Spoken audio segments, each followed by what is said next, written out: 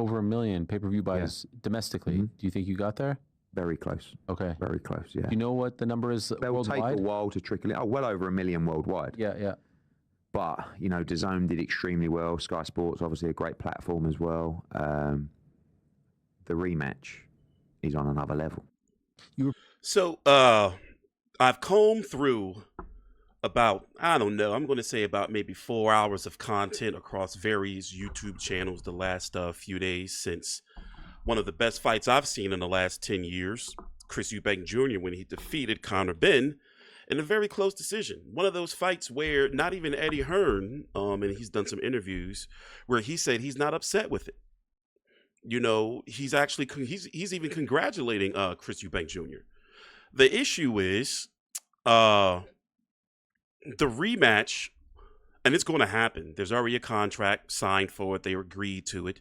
It's going to be happening in September unless something unfortunately catastrophic happens.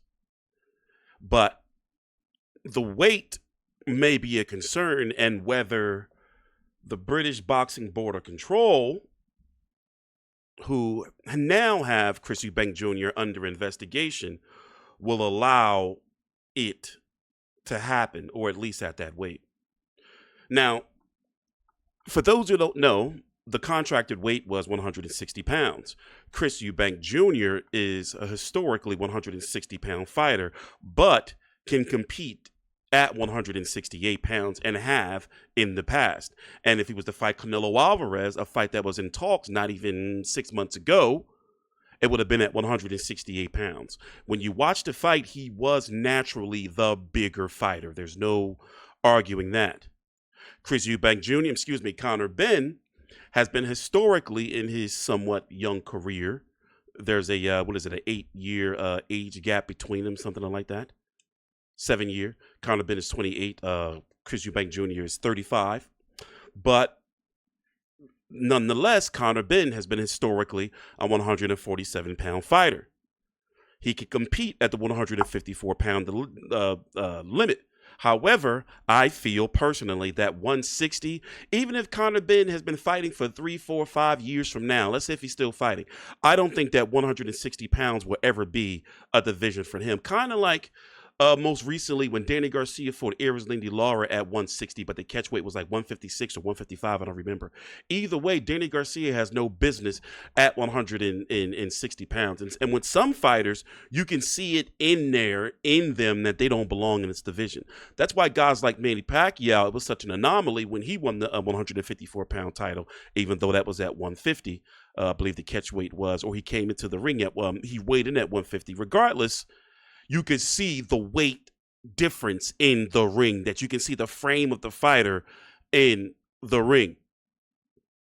So if the rematch does happen, I think that it's likely going to happen at, 160 again, but there won't be no rehydration.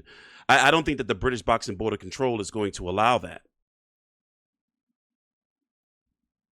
Now, going forward, here's the thing. Eddie Hearn now has a new star on his hands. Despite what you may think of what Conor Benn has done in the past with his drug testing, a controversy, in reality, we've forgiven drug cheats or alleged drug cheats in the past in boxing.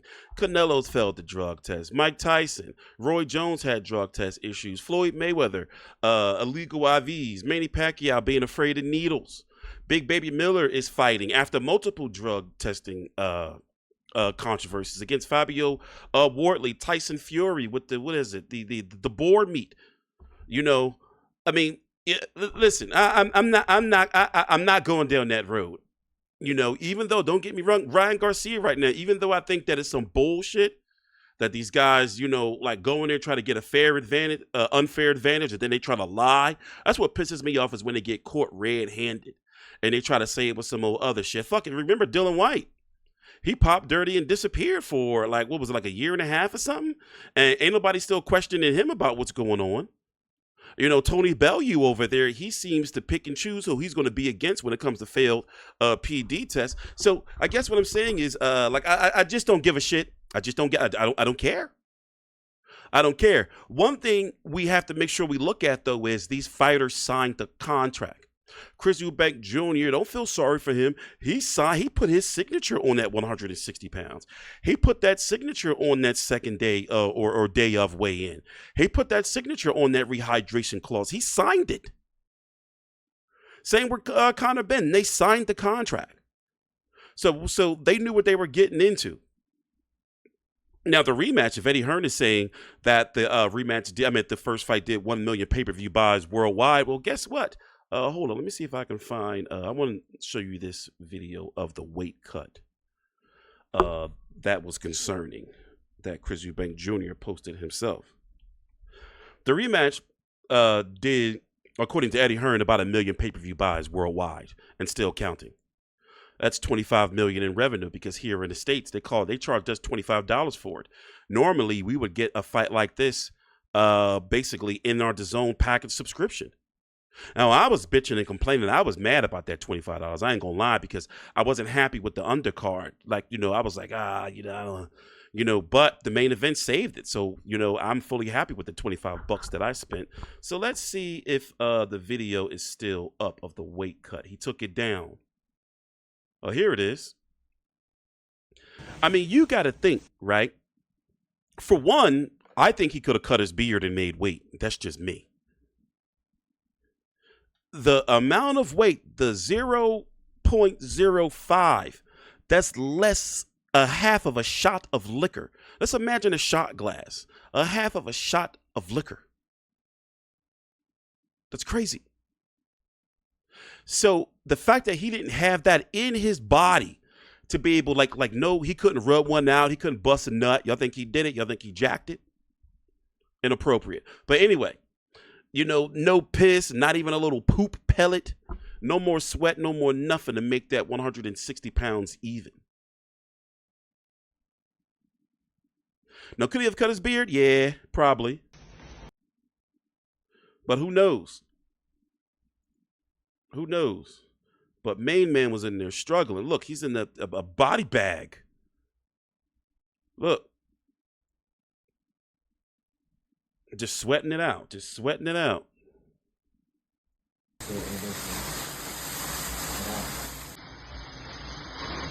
Oh, wow. So both fighters. Now, Conor Benn, he didn't have the power, as we saw, to be able to really do any damage on the Chris Eubank Jr. However, if he paces himself better in the rematch, maybe he won't tire out so early, because he did slow down tremendously. And Chris Eubank Jr., as you can see, one thing I want to show you is these punch stats. Because what I've noticed is this. Chris Eubank Jr. did something that you rarely see in boxing, where he got stronger as the fight went on. Let me see if I can find these punch stats for you. And by the way, that was arguably some of the best entrances I've seen in forever. Here, let me see if I can find these punch stats. Where are they at? I thought I retweeted them. Hold on, jump cut. Here you are. Now I want you to look at this, right? Let's go to total punches at the top here. I hope you guys can see clearly. Now look at round number 1 with total punches. Eubank, 14 of 48. 7 of 25, but as you can see in these, middle rounds, let's say, for example, they start to switch over. So the last round, Eubank Jr. threw 122 punches, landed 57, 11, 52, 109, 43 of 104, as it goes. And as you can see, each round from the championship rounds 9, 10, 11, and 12, he increased his punch output each round. And if you go look at this trend right here, outside of round number 7, he increased his punch output. 49 in round 4, 53 in 5, 62 in 6, 77 in 7, 99, 80. So this is, you don't see this a lot in boxing. Now, when you go look at the power punches, as you can see, mostly a lot of his punches were jabs at the very beginning of the fight, as you can see. If you look at the jab numbers, for example, he threw 50 in round number 2.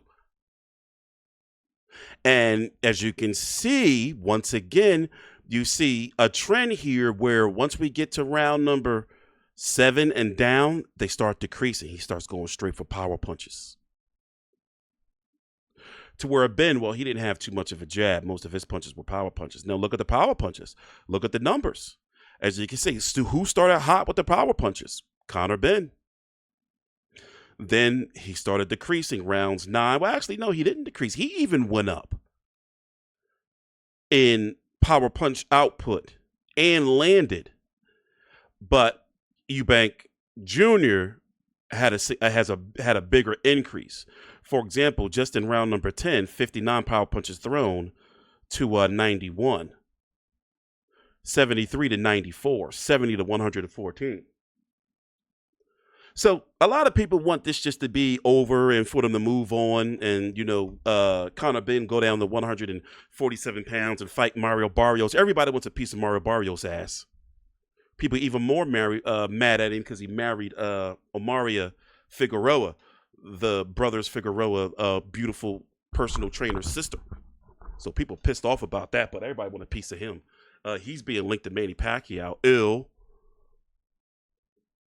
and Chris Eubank Jr., well, he won. So his stock, both of their stocks have significantly risen. Now, whatever you think about the drug testing controversy or not, I want to see Chris Eubank Jr., Conor Benn against a Boots Ennis, maybe a Teofimo, maybe a Ryan Garcia. And a lot of people feel that if he goes on to fight Eubank Jr. again, it'll be the same result, maybe even worse if Eubank Jr. doesn't have any type of real weight cap on him.